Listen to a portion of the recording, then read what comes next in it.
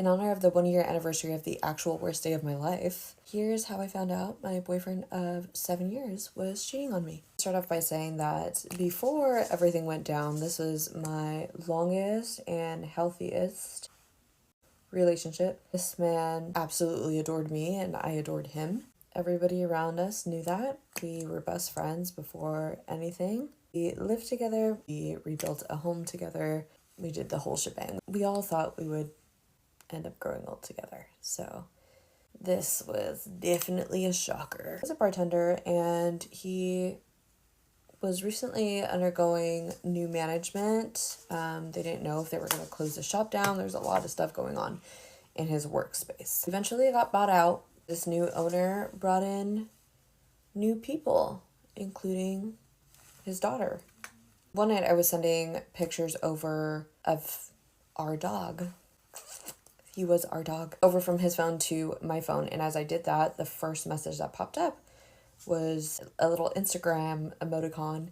And the little profile pic bubble was a half-naked girl.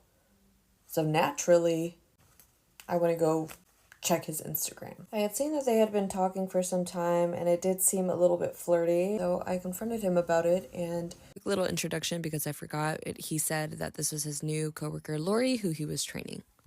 He said that she has a girlfriend and it's not like that, and that's just how he talks to all his coworkers. And mind you, it could have passed off as that. She did have a little bit more of an androgynous look to her, so I just blew it off. I was like, well, this is Chad.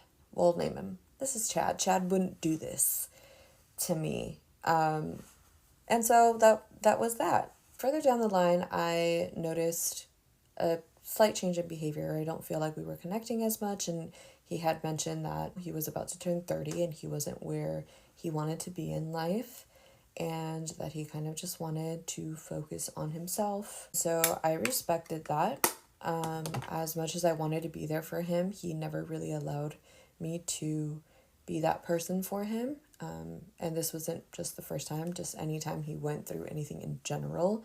But I decided to respect his decision on that, and I offered to move out of our bedroom into the studio room to give him his space. So I did, but we were still very much flirtatious with each other. He still took me out for Valentine's Day. We still celebrated his birthday. Mind you, at this point, he was very hot and cold with me.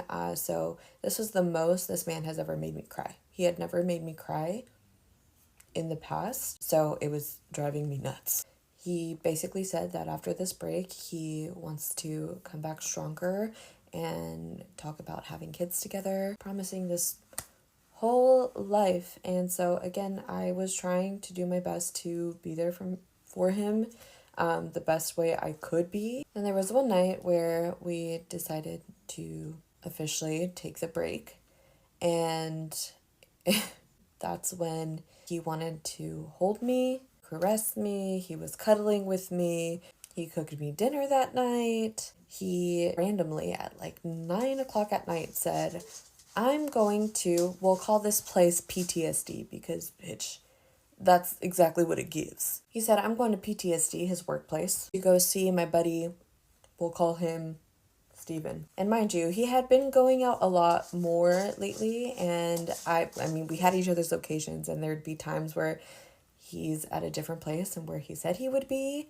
So anyway, he decided to leave really late one night, which is not like him at all. This man was very much a stay at home, antisocial, didn't want to go out with anyone, see anything, whatever.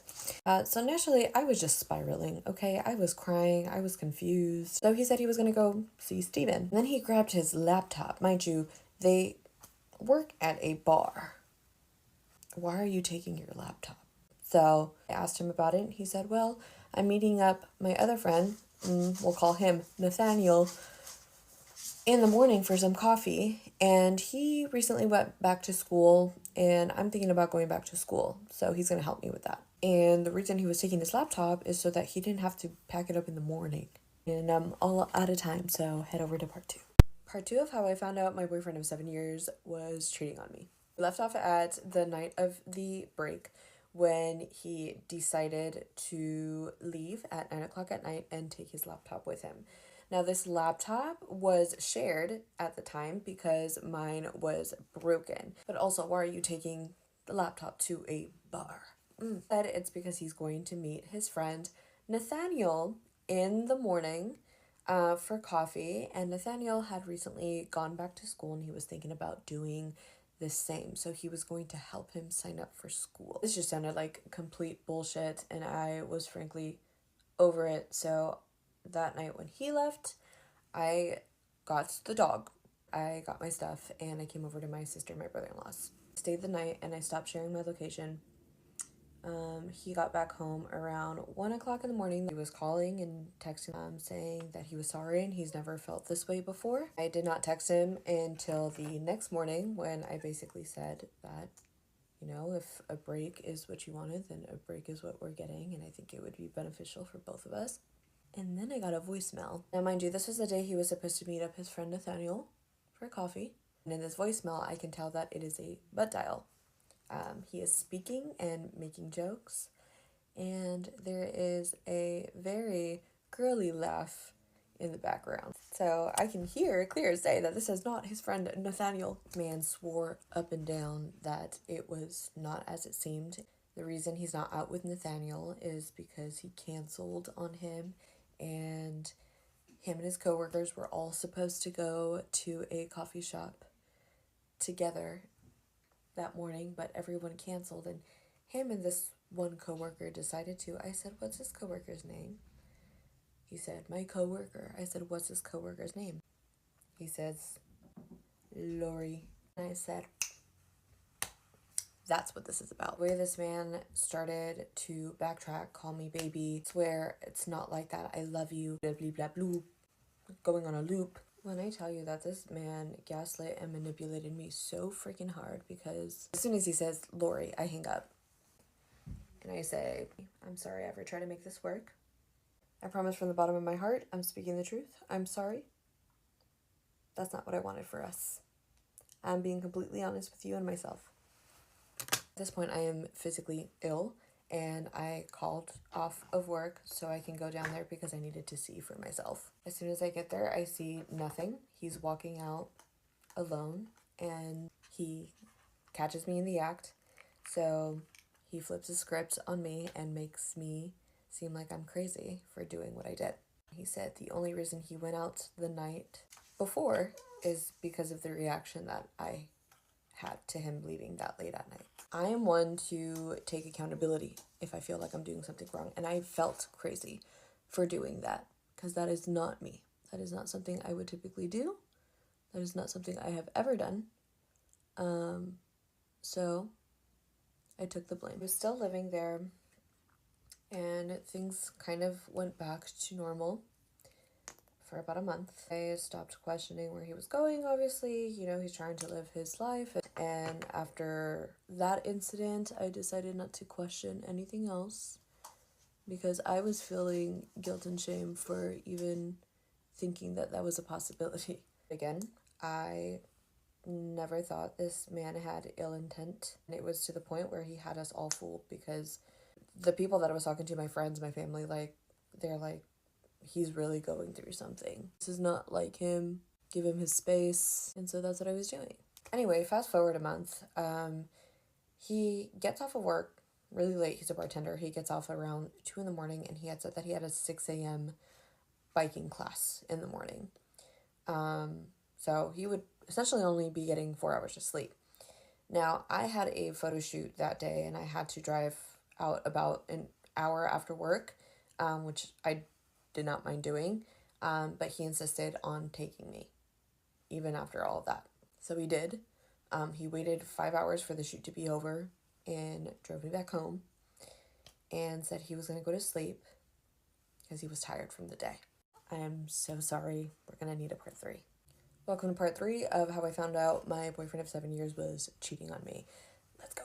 So after an entire day of being out, he said that he was exhausted and he was going to go to sleep. Then he ends up going out that night. So I was talking to my best friend the next day, and I told her that I didn't know how much more of this I could take. And she said, You just gotta keep doing it until you get tired. Which I guess I was tired that night because I saw his Apple Watch and I grabbed it immediately after that conversation. And I decided to check his messages with Steven at first because he said that he had gone out with him the night before. The first message I see is Chad asking Steven how work is going that night. The night before. The night that he went to go see him at work. So then I went to Lori PTSD's contact and I saw everything I needed to see and more. And mind you, this man had everyone fooled because while I was also looking through the conversation between him and Steven, Steven had made fun of the fact that I was even threatened by Lori. They were essentially making fun of her and this situation. So that night I confronted him. He claimed that it wasn't like that.